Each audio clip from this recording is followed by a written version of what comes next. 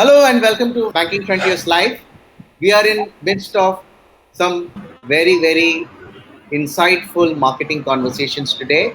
And I have with me Karthi Marshan. He has been a seasoned financial services marketing professional and has got some of the wonderful campaigns that Kotak Bank has run till now. And as a seasoned marketeer, I'm just here to converse with him and try to understand a little bit more in detail into how he sees the present scenario and what is the road ahead for the financial sector marketeers in this world of new normal.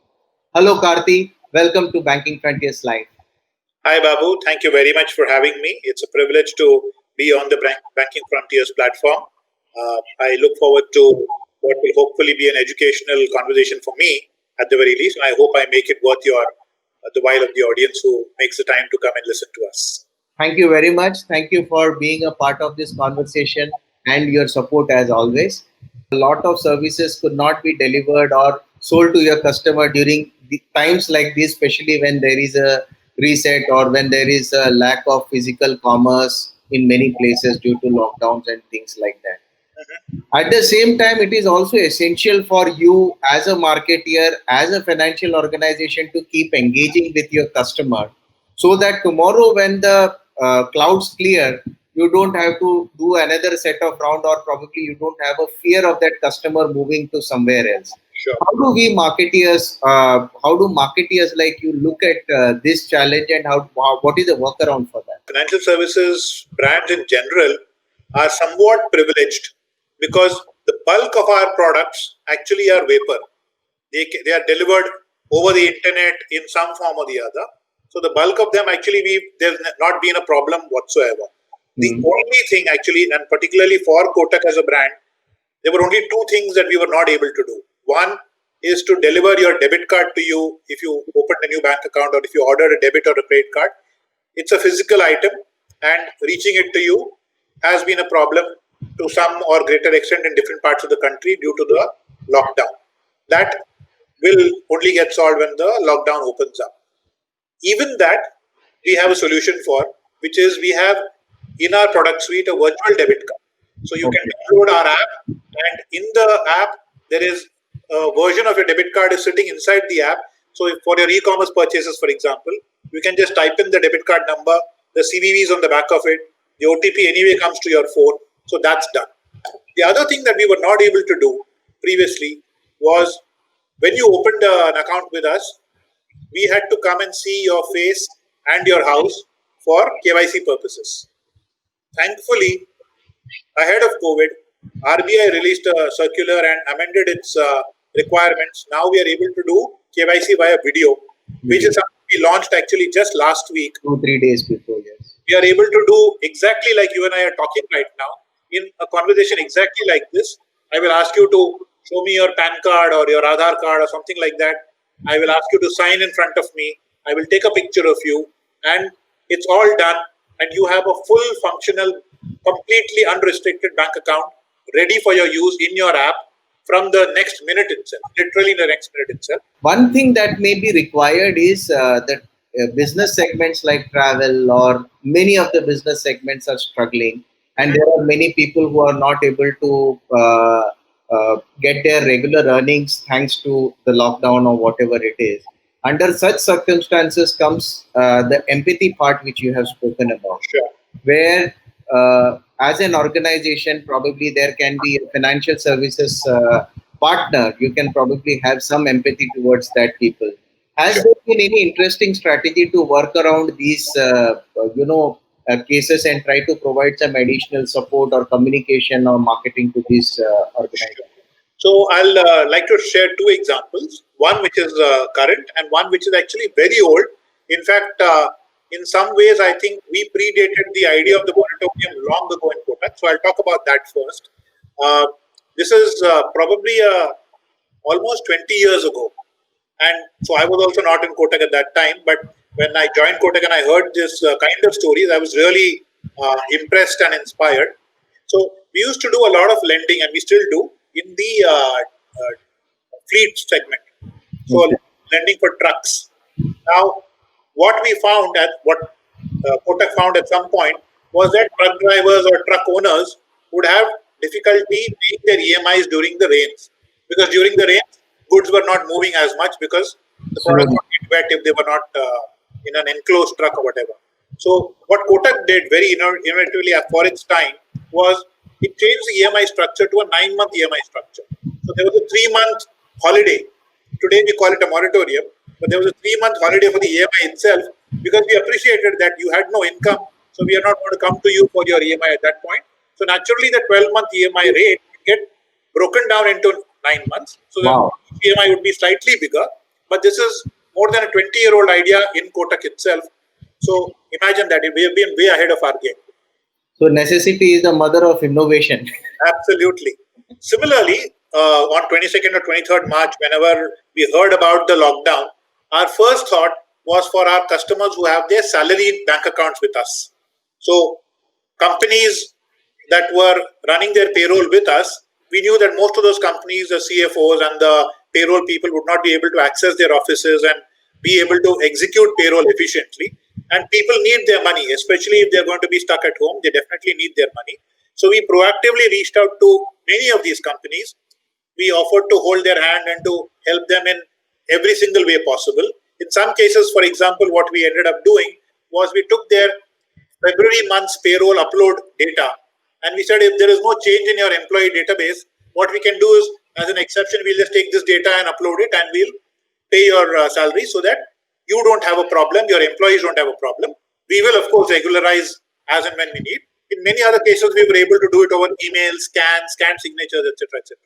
But in some cases, we were able to even do whatever it took. We were clear that salaries must be paid wherever they are going to be paid, and we must help people to ensure that on the 30th of the month they get their salaries. So, in that sense, ideas emerging from empathy leading to a solution which help people deal with the uh, lockdown and the COVID situation somewhat with less difficulty have happened. As a marketeer, automatically your kind of strategies would also be aligned to not only just look at focused transactional kind of conversations with the customer, but to go beyond these kind of transactional things into the real world of the customer and give him a soft nudge that Sure. you are today in UK. Do you think you need extra cash or whatever it is? So how have you been working your communications and activities around this to the customers? The way we see marketing's role in Kotak or in financial services in general also is somewhat different from the typical expectation that one has. So, marketing for us is not a communication function. It is actually the function where, like Peter Drucker put it or Kotler has put it, it is marketing's role is to understand customer needs, need gaps, go back to the factory, so to speak, ask the factory to design a product to solve that problem, and then to communicate that, hey, we have this product or service as well. So I'll give you one example. Uh, for many years, until very recently, and for reasons we all know, the best loyalty program in the country on a credit card was the Citibank Jet Airways loyalty program. Right? Absolutely. Uh, because it was such a tight relationship at that point in time, there was no way for a newcomer to break into that kind of an engagement at all. When Kotak launched its credit card, what we did was we said we wanted to study what is a pampering experience like an airline, like a flight, but which lots of people will consume many times over in this country, that is still uncharted territory. And we identified going to the cinema as that opportunity. So more bums will sit on cinema seats in this country anytime than will ever sit on an airplane seat. Correct?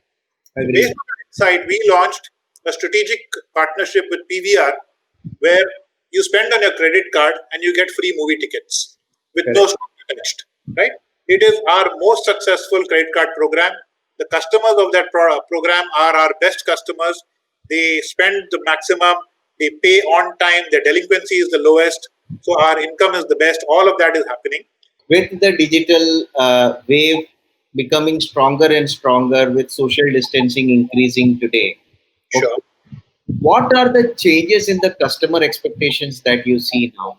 And what are the kind of new digital strategies that you see would make a longer, in-depth dent into the market compared to what it was before? I sense that, particularly because of our experience during COVID, people are going to be less keen to meet and have physical contact with strangers. Certainly, Hmm. but quite likely with friends also, but at the very minimum with strangers, they are going to, for some time to come. I don't know how long that will be, 3 months, 6 months, 1 year, very hard to say today. Hmm. But we are all going to be somewhat more cautious and careful about physical contact. So everything that brands and services can do to minimize that physical contact is going to be important and of value. Like I said before, many of our products are actually delivered without any physical contact in the first place, but there always used to be this requirement of at the very minimum of a wet signature, of a meeting required because of KYC. In some cases, the product required multiple signatures in multiple places. So, because of all those reasons, there was still at least some physical interaction that was mandated. Now, with regulation changing, I think a lot of those things will also go completely digital because many parts of it were already digital, but the origination process had not gone fully digital in large measure also because of reluctance, I think, on our own side that we were slow to catch up. And by we, I mean the whole industry, not just us. We were all slow to catch up in some way or the other. But this kind of situation, I think, is going to force us to become almost completely digital as much as possible. What I think we will all struggle with is that a large part of the selling aspect of financial services products tended to be face to face in large measure because the many of them were push products. So most of us resisted out of inertia or other reasons buying insurance for ourselves until someone ended up coming into our house and not leaving until we actually ended up buying it. Then we were grateful to them eventually, whenever the eventuality happened. We were glad that we did it, but most of us have resisted doing it. How will that happen without physical contact is a question that I think all financial brands will have to contend with. And it's not only insurance as a product. I think there are many products which tend to be investment also. Many of us have spare money lying in our bank accounts, and just out of sheer inertia or because there is some kind of mental phobia around having to learn the equity markets or mutual funds or whatever, we end up leaving money in the bank account. Thank you very much for this wonderful interview. Thank you, Babu.